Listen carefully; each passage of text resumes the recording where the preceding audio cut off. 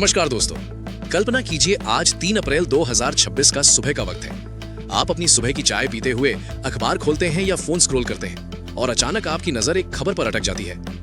आज से आपके टैक्स, आपके सफर, आपके घर की सुरक्षा और देश की जनगणना सब कुछ बदल गया। क्या आपका दिल भी धक से रह गया? क्या आप सोच रहे हैं, अरे भाई ये क्या हो रहा है? मेरी सैलरी, मेरी गाड़ी का टोल, मेरी ट्रेन की टिकट, मेरे घर का सीसीटीवी, सब पर एक साथ असर। दोस्तों, मैं राजेश शर्मा बोल रहा हूँ। पिछले 20 साल से मैं न्यूज रिपोर्टिंग कर रहा हूँ। दिल्ली के दफ्तरों से लेकर गांव की गलियों तक, बजट की बहस से लेकर आम आदमी की परेशानी तक। आज मैं आपके सामने खड़ा हूँ बिल्कुल सच्ची, बिल्कुल साफ साफ जानकारी के साथ। कोई अफवाह नहीं, कोई डर नहीं, सिर्फ सच। क्योंकि आज 1 अप्रैल 2026 है और भारत में एक नया दौर शुरू हो चुका है। तो तैयार हो जाइए, क्योंकि ये वीडियो खत्म होने तक आपको पता चल जाएगा कि आपके जेब पर, आपके घर पर, आपके भविष्य पर क्या क्या असर पड़ने वाला है। अगर आप सैलरीड हैं, अगर आप गाड़ी चलाते हैं, ट्रेन से सफर करते हैं, अगर आप सीसीटीवी लगाने की सोच रहे हैं या पैन कार्ड बनवाने वाले हैं, तो ये वीडियो अंत तक जरूर देखिए। चलिए शुरू करते हैं। सबसे पहला और सबसे बड़ा बदलाव, नया इनकम टैक्स एक्ट 2025 लागू। दोस्तों, 1 अप्रैल 1961 से चला आ रहा पुराना इनकम टैक्स कानून आज से इतिहास बन गया। अब नया इनकम टैक्स एक्ट 2025 लागू हो चुका है। सरकार कह रही है इसे सरल बनाया गया है। धाराओं की संख्या घटाकर सिर्फ 536 कर दी गई है। पुरानी 800 से ज्यादा धाराओं का झंझट खत्म। अब प्रीवियस ईयर और असेसमेंट ईयर जैसा पुराना झंझट भी गया। अब सिर्फ एक चीज, टैक्स ईयर। 1 अप्रैल 2026 से 31 मार्च 2027 तक का समय अब सीधा टैक्स ईयर 2026-27 कहलाएगा। तो सवाल ये उठता है, आपकी सैलरी पर क्या असर पड़ेगा? नई व्यवस्था में कई सैलरी लोगों को फायदा हो सकता है। नए नियमों में HRA, education allowance, meal card, gift coupon जैसे भत्तों में कुछ छूटें बढ़ी हैं। लेकिन एचआरए क्लेम करने के लिए रेंट रसीद और मकान मालिक का पैन अब अनिवार्य है। फॉर्म 16 की जगह अब फॉर्म 130 आएगा। टीडीएस के नए फॉर्म आएंगे। कंपनियां अपनी सैलरी स्ट्रक्चर को नए कानून के हिसाब से बदल रही हैं।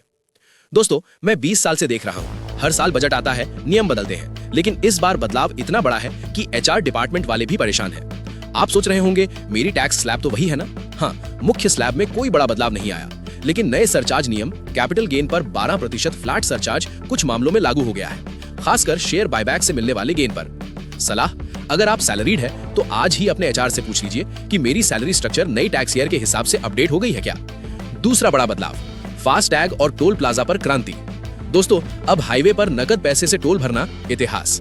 1 अप्रैल 2026 से देश के सभी 1150 टोल प्लाजा पर कैश भुगतान पूरी तरह बंद, सिर्फ फास्टैग या यूपीआई से पेमेंट। यूपीआई से पेमेंट करने पर कुछ जगह 25% अतिरिक्त शुल्क भी लग सकता है। और फास्टैग का एनुअल पास पहले 3000 रुपए था, अब 3075 रुपए हो गया है, गैर व्यावसायिक गाड़ियों के लिए।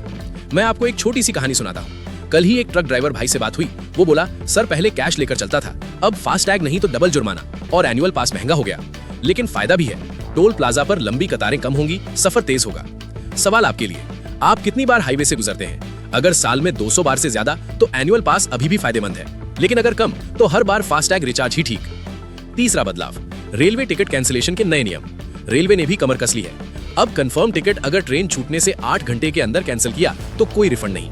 8 से 24 घंटे पहले 50% रिफंड मिनिमम चार्ज कटाकर, 24 से 72 घंटे पहले 25% कटौती, 72 घंटे से ज्यादा पहले सिर्फ मिनिमम कैंसिलेशन चार्ज। ये नियम 1 अप्रैल से 15 अप्रैल के बीच चरणबद्ध तरीके से लागू हो रहे हैं। क्यों किया गया ये बदलाव? क्योंकि टाउटिंग और लास्ट मिनट बुकिंग कैंसिलेशन की समस्या बहुत बढ़ गई थी। अब चार्ट 9 से 18 घंटे पहले तैयार होगा, इसलिए नियम सख्त। दोस्तों, मैंने 20 साल में देखा है कितने लोग आखिरी वक्त में टिकट कैंसिल करते थे। अब वो आदत बदलनी पड़ेगी। चौथा बदलाव, भारत की पहली पूरी डिजिटल जनगणना शुरू। 1 अप्रैल 2026 से सेंसस 2027 की पहली फेज शुरू हो गई है, house listing and housing census. ये दुनिया की सबसे बड़ी जनगणना है और पहली बार पूरी तरह डिजिटल। मोबाइल ऐप से डेटा कैप्चर होगा। कुछ राज्यों में सेल्फ इन्यूमरेशन का विकल्प भी, यानी आप खुद अपने मोबाइल से डेटा भर सकते हैं। रेफरेंस डेट 1 मार्च 2027 है। डेटा जल्दी आएगा क्योंकि सब डिजिटल है। आप सोच रहे होंगे, मेरे घर का क्या? हाँ, इन्यूमरेटर आएगा या आप ऐप से भर देंगे। पांचवा बदलाव, चाइनीज सीसीटीवी पर सख्ती। 1 अप्रैल 2026 से इंटरनेट कनेक्टेड सीसीटीवी कैमरों के लिए STQC सर्टिफिकेशन अनिवार्य। हिकविजन, दाहुआ, TP लिंक जैसी चाइनीज कंपनियों के प्रोडक्ट्स या जिनमें चाइनीज चिपसेट या फर्मवेयर है को सर्टिफिकेट नहीं मिल रहा, यानी प्रभावी रूप से बैन। उद्देश्य, राष्ट्रीय सुरक्षा और डेटा सिक्योरिटी। अब लोकल मैन्युफैक्चरिंग को बढ़ावा मिलेगा। नई सीसीटीवी खरीदते वक्त चेक करें STQC सर्टिफाइड हो और चाइनीज कंपोनेंट ना हो। छठा बदलाव, पैन कार्ड नियम सख्त। 1 अप्रैल 2026 से पैन कार्ड के लिए सिर्फ आधार काफी नहीं, DOB प्रूफ के लिए अतिरिक्त दस्तावेज जरूरी। नाम आधार से मैच करना अनिवार्य।